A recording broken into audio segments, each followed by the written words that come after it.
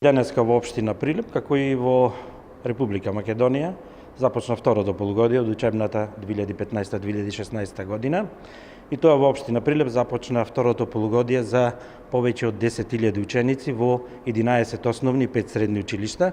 Значи, наставата сегде во сите училишта започна редовно, училиштата се добро припремени за второто полугодие и за завршување на оваа учебна година. И она што е најбитно нормално во зимскиот период, сакам да кажам дека